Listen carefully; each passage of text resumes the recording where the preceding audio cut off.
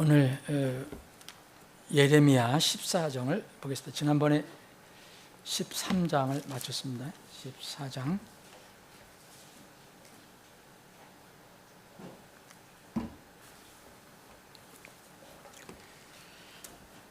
여기 14장은 22절까지 있는데, 여기 우리 근본역의 앞에 요약을 해드린 대로, 타이틀을 요약해드린 대로 하나님께서 이스라엘 백성에 이제 심판하시는데 무엇으로 심판을 하시는가, 그 내용을 기근과 칼과 역병이라고 기록을 해놓고 있습니다. 본장은 기근에 대한 하나님의 예언 말씀으로 이렇게 시작해서, 기근이라면 양식이 없어 굶는 거죠. 때로는 굶어서 죽는 것까지 포함하는 겁니다. 이 기근에 대한 말씀으로 시작되어서 예언자 예레미야의 간절한 탄원의 기도로 온 내용이 채워져 있습니다. 1절부터 6절까지는 기근에 대한 주의 예언의 말씀이 기록이 되어 있습니다. 기근에 관하여 예레미야에게 임한 주의 말씀이라. 유다가 애곡하고 그것의 성문들이 기진하여 그들이 암담하게 되어 땅에 주저앉았으며 예루살렘의 부르짖음이 위로 올라갔도다. 그들의 귀족들이 자기들의 작은 자들을 보내 물을 길어오라 하여 그들이 웅덩이에 가서 물을 발견하지 못하자 그들이 자기들의 빈 그릇들을 가지고 되돌아오니 그들이 부끄럽고 당황하여 자기 머리를 가렸다. 이것은 기근이 올 때 그때의 상황을 지금 기록을 하고 있습니다. 묘사하고 있는 겁니다. 땅에 비가 없어 지면이 갈라지기 때문에 밭을 가는 자들이 부끄러움을 당하였고 그들이 자기들의 머리를 가려도다. 기근은 반드시 뭐가 앞서냐면은 이 가뭄이 앞섭니다. 가뭄이 오면 이제 기근이 오잖아요. 참으로 또한 암사슴이 들에서 새끼를 낳고 그것을 버렸으니 이는 거기에 풀이 없기 때문이라. 자, 들나귀들이 높은 곳들에서 서서 용들처럼 바람을 들이쉬나 그들의 눈이 풀렸으니 이는 거기에 풀이 없기 때문이라. 일시적으로 가볍게 지나가는 가뭄이 아니라 심각한 가뭄 때문에 이 백성은 물론이려니와 또 높은 사람들은 물론이려니와 또 이 동물들까지도 풀이 없어서, 먹을 것이 없어서 이렇게 비참한 상황이 된 것을 이야기하고 있습니다. 이 동물들도, 암사슴도 먹을 것이 없어서 자기가 낳은 자식을 버린다, 새끼를 버린다, 그렇게 묘사를 하고 있습니다. 이런 기근이 이스라엘에게 이제 그때 당시에 왔고 또 앞으로 마지막 때도 올 것입니다. 원래 이스라엘이 정착한 가나안은 젖과 흐르는 땅이라고 했잖아요. 완전히 대칭이 되는 거죠. 젖과 꿀이 흐른다는 것은 아주 풍성함을 의미하죠. 근데 이 하나님의 심판이 임했을 때는 먼저 먹는 것이 없는 그런 상태가 됩니다. 풍성한 게 아니라 아무것도 없는 상태. 그래서 굶어 죽는 상태. 이 땅은 이들이 하나님 말씀을 순종하지 않아서 영적인 행음을 해서 그런 이유로 황폐한 땅이 되었다고 말합니다. 7절부터 12절까지는 예레미야가 하나님께 드린 기도를 합니다. 하나님께 기도를 할 때 하나님은 이렇게 응답하는 내용이 나와요. 오 주여, 우리의 불법들이 우리를 대적하여 증언할지라도 주께서는 주의 이름을 위하여 행하소서. 이는 우리의 타락들이 많으며 우리가 주께 죄를 지었기 때문이다. 오 이스라엘의 소망이시여, 고난의 때에 그를 구원하신 이여, 어찌하여 주께서 그 땅에서 나그네처럼 계시며 하룻밤 묵으려고 옆길로 돌아서는 여행자같이 계시나이까. 어찌하여 주께서 놀란 사람같이 계시며 구원하지 못하는 용사같이 계시나이까. 그럼에도 오 주여, 주께서는 여전히 우리 한가운데 계시며 우리가 주의 이름으로 불리나니 우리를 버리지 마옵소서. 이 안타까운 상황 속에서 비참한 자기 고국의 이 비참한 상황, 조국의 상황을 보고 하나님께 때로는 원망하는 말하면서 또한 동시에 하나님께 긍휼을 구하는 이런 기도를 올리고 있습니다. 주께서 이 백성에게 이같이 이르시되 그들이 이같이 떠도는 것을 사랑하여 자기들의 발을 삼가지 아니하였으므로 주가 그들을 받아들이지 아니하고 이제 주가 그들의 불법을 기억하고 그들의 죄들을 벌하리라 하시니라. 그때 주께서 내게 이르시되 너는 이 백성을 위하여 그들의 복을 구하지 말라. 그들이 금식할 때에 내가 그들의 부르짖음을 듣지 아니하겠고 그들이 번제 헌물과 봉헌물을 바칠 때에 내가 그것들을 받지 아니할 것이며 오히려 내가 칼과 기근과 역병으로 그들을 소멸시키리라 하시더라. 예레미야가 망해가는 이 유다를 바라보면서 백성을 대신해서 회개하고 또 주님께 이스라엘의 소망과 구원이 되어 주시기를 기도하고 있습니다. 예레미야는 하나님 앞에서 나라는 이 칭보다도 1인칭보다도 우리라는 복수 1인칭을 쓰고 있습니다. 나 대신 우리라는 말을 사용함으로써 예레미야 자신이 바로 예레미야가 직접 죄를 지지 않았지만은 예레미야 자신을 유다 백성과 죄를 짓고 불순종한 유다 백성과 자기가 하나 된 공동체임을 표현하고 있습니다. 우리라고 말하고 있습니다. 우리가 주의 이름으로 불리나니 우리를 버리지 마시옵소서. 우리가 주께 죄를 지었나이다. 이것이 바로 사역자의 아름다운 모습이라고 저는 생각합니다. 예레미야는 자기를 포함하여 유다가 타락한 것이 많고 주께 죄를 지었다고 고백했습니다. 그런데 하나님은 구원의 하나님이신데 왜 이스라엘이 망한 모습에도 나그네처럼 여행자처럼 무심하게 계시느냐고 이렇게 기도합니다. 왜 어떤 일이 있을 때 힘이 있으면 무엇을 구원해내는데 왜 구원내지 못하는 어떤 용사같이 계시느냐고 하나님께 안타깝게 기도하고 있습니다. 그래서 구원해 달라고 기도하고 있는 것입니다. 백성을 대신해서 이렇게 기도하고 있습니다. 우리를 버리지 마옵소서라고 얘기하고 있습니다. 그때 주님은 예레미야에게 뭐라고 말씀하셨습니까? 무서운 말씀하십니다. 너는 이 백성을 위하여 그들의 복을 구하지 말라라고 했습니다. 지난번에도 말씀드렸지만 하나님께서 이렇게 하실 때는 오래 참음에 어떤 하나님만 정해 놓으신 그 기간이 사실 끝나는 때입니다. 우리는 그 때를 잘 모릅니다. 그런데 누구에게나 기회는 항상 줍니다. 이 백성은 이 기회를 여러 번 헛된 것으로 다 보내버렸습니다. 그들이 금식하고 헌물을 드려도 받지 않을 것이라고 말합니다. 우리가 헌물을 드리고 금식하는 것도 때가 있는 법입니다. 오히려 칼과 기근과 역병으로 그들을 소멸시킬 것이라고 말씀하십니다. 13절부터는 하나님께서 왜 이스라엘 백성이 이렇게 되었는가? 물론 이스라엘 백성이 문제가 있는 것이지만 이 배경은 무엇이냐? 그리고 이들이 이렇게 한 가장 중요한 역할을 했던 정말 가장 큰 죄를 지은 사람들이 누구냐를 이제 알려주시고 있습니다. 거짓 예언자들에 관한 이야기입니다. 그때 내가 아뢰되 주 하나님이여 보시옵소서. 예언자들이 그들에게 말하되 너희들이 칼을 보지 아니하겠고 기근도 겪지 아니하겠으며 오히려 내가 이곳에서 너희에게 확실한 평강을 주리라 하나이다 하였더라. 예언자들이 있는데 하나님께서는 계속 너희들 주의하라, 돌아서라, 그러면 심판받는다.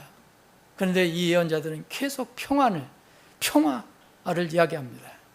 하나님 말씀과 상관없이. 그때 주께서 내게 이르시되 예언자들이 내 이름으로 거짓을 예언하였도다. 주님께서 말씀하십니다. 예레미야가 이런 예언자들이 이렇게 얘기했습니다.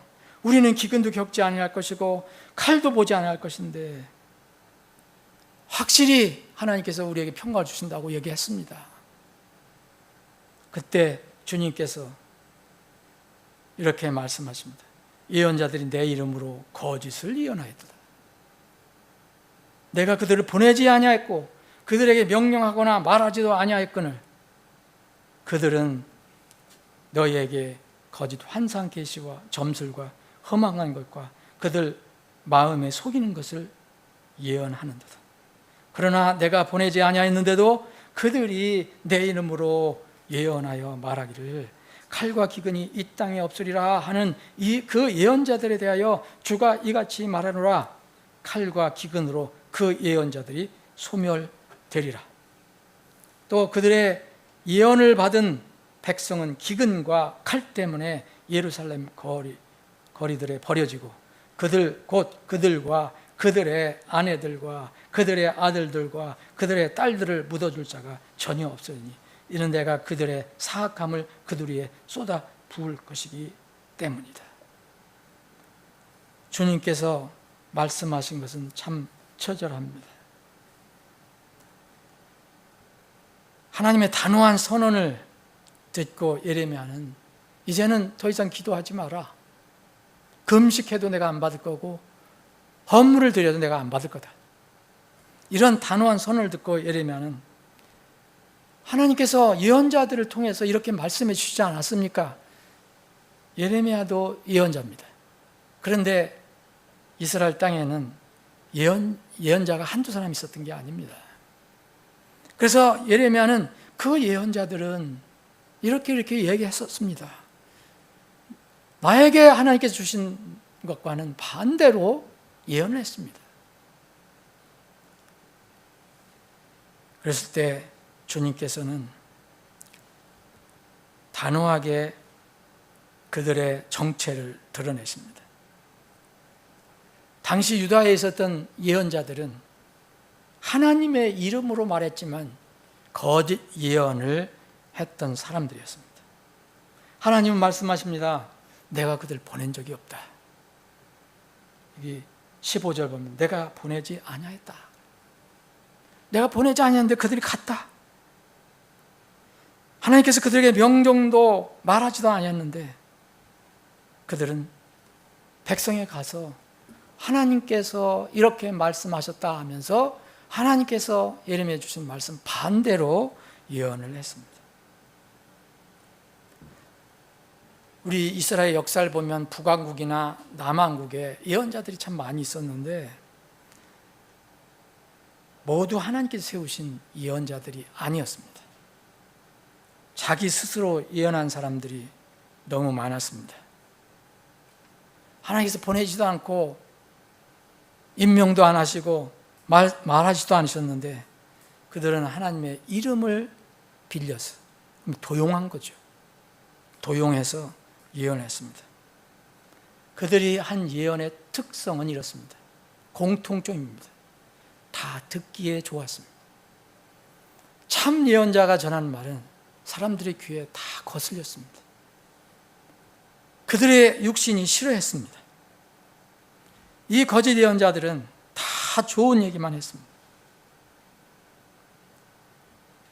당시 백성은 자기들의 불순종과 교만, 행음의 죄는 회개하지 않으면서 죄의 심판받지 않는, 죄를 심판받지 않는다는 것을 좋아했습니다. 죄의 심판받는 것을 원하지 않았습니다.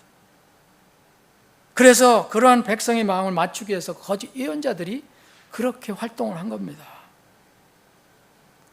그들이 좋아하는, 백성이 좋아하는 것들만 말해서 그것을 하나님의 예언이라고 말했습니다.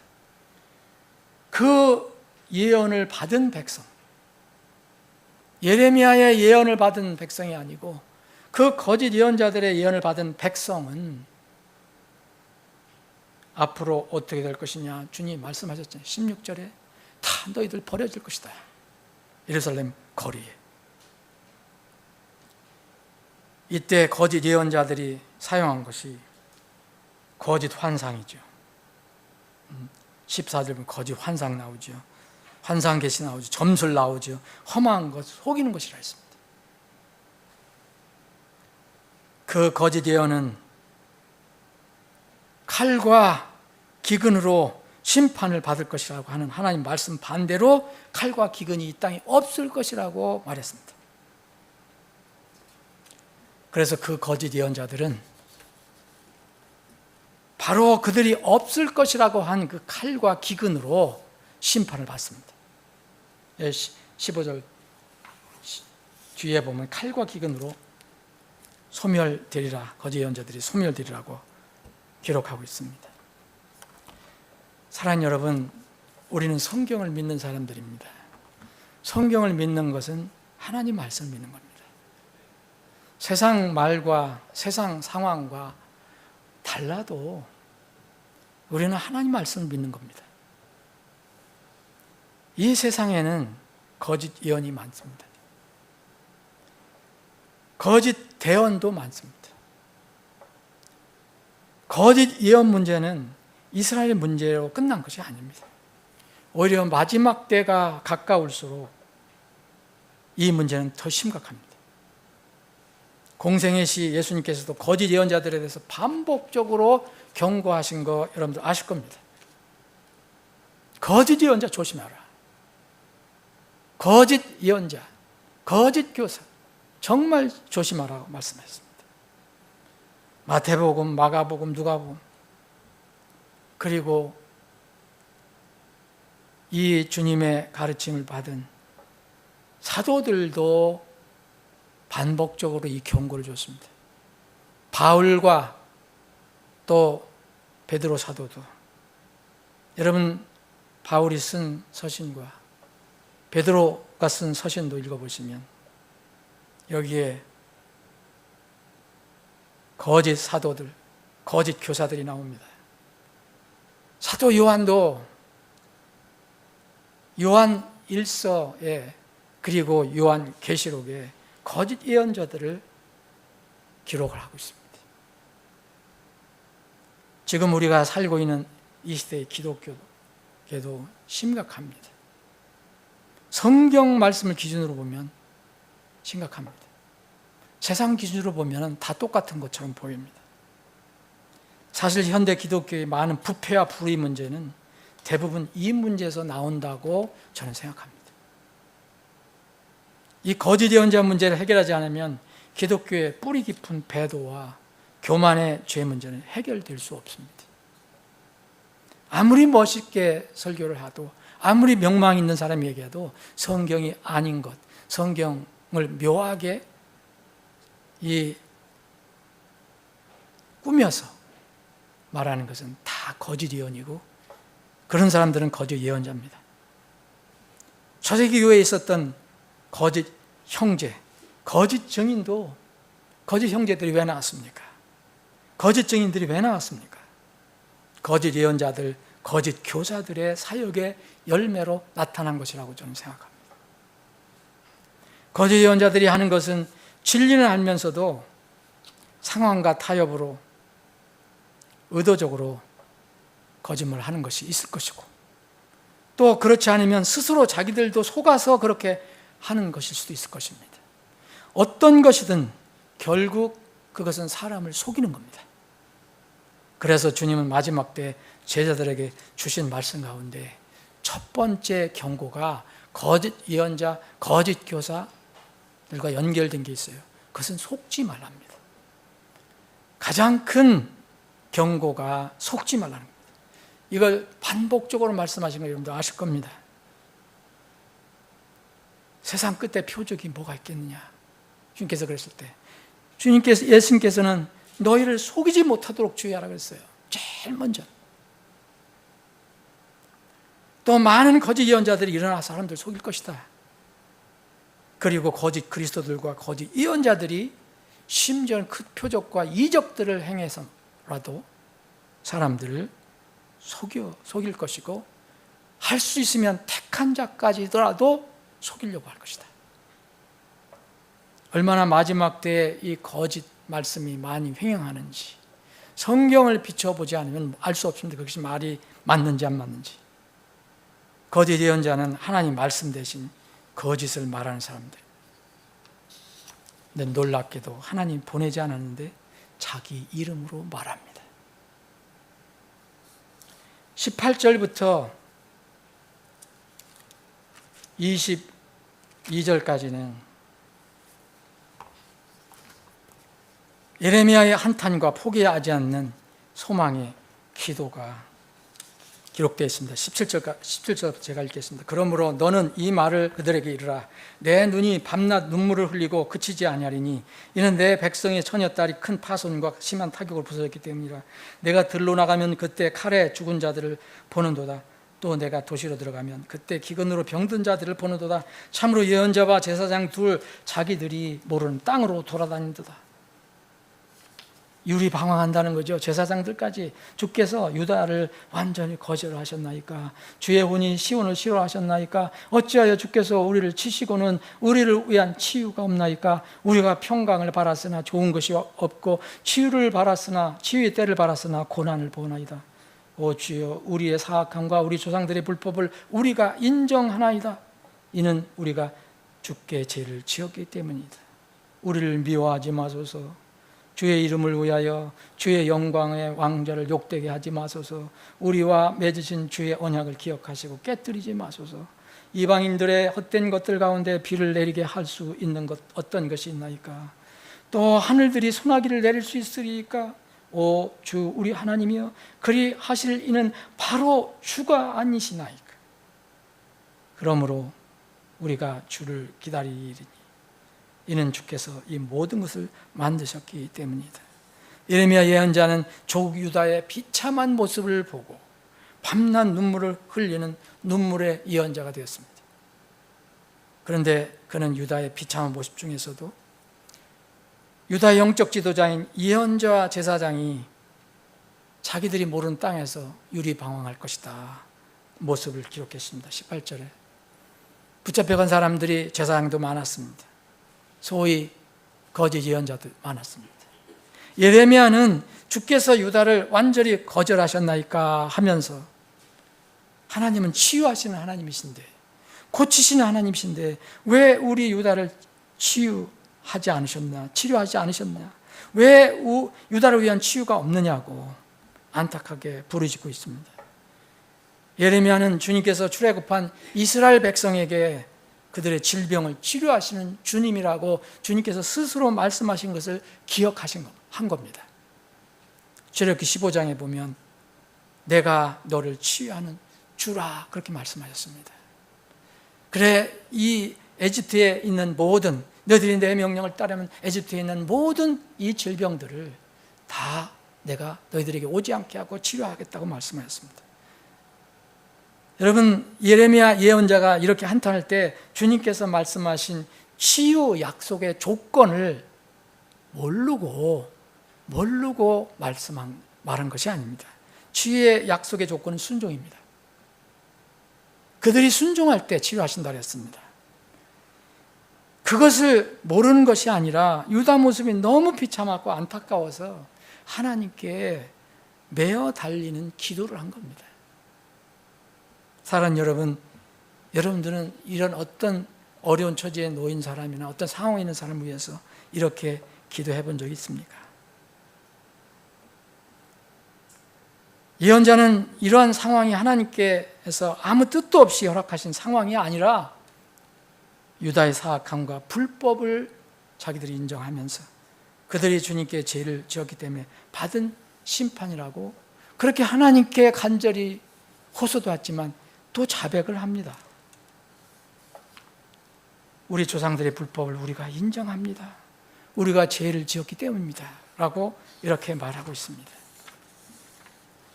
그러면서 동시에 나는 주를 기다리겠다고 기도하고 있습니다.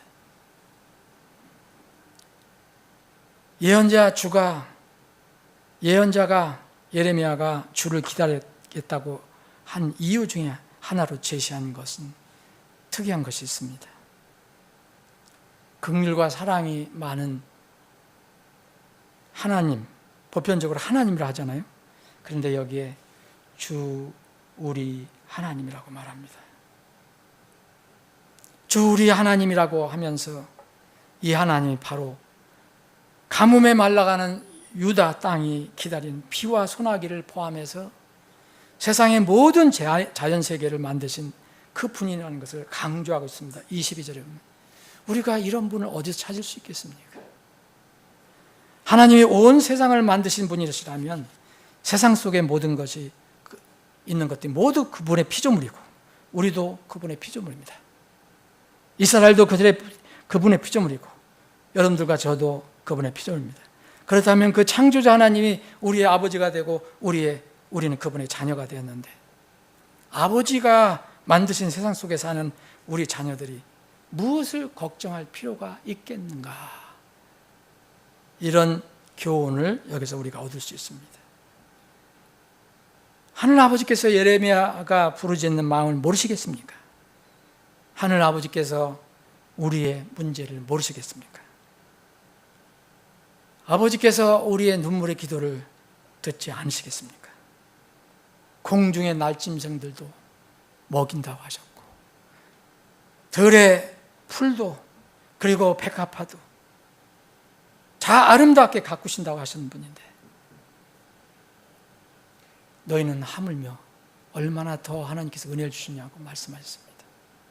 그런 하나님이 우리의 하나님입니다.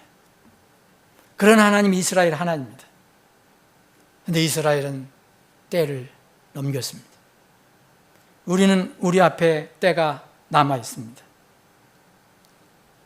그 때가 오기 전까지 우리는 하나님께 긍휼을 구하고 얼마든지 기도할 수 있습니다. 사람의 모든 일들, 사람이 할 수 없는 그런 일들은 오직 창조주 하나님은 하실 수 있습니다. 비를 내리게 하실 수도 있고 또 비를 안 내리게도 하실 수 있고 어떤 상황에서도 창조주 하나님이 내 아버지가 된 사람에게는 소망이 있습니다. 인생에서 햇빛이 비치거나 어둡거나 비가 오나 눈이 오나 어떤 상황에서도 하나님 자녀의 소망은 주께 있습니다. 여러분 소망에 주께 모든 것을 맡기고 기도하시기 바랍니다. 내가 끈기 있게 주를 기다렸더니 그분께서 내게 귀를 기울이사 내 부르심을 들으셨다고 말씀하셨습니다. 우리의 기도를 들어주실 것입니다. 아버지 하나님, 우리의 기도를 들어주시옵소서.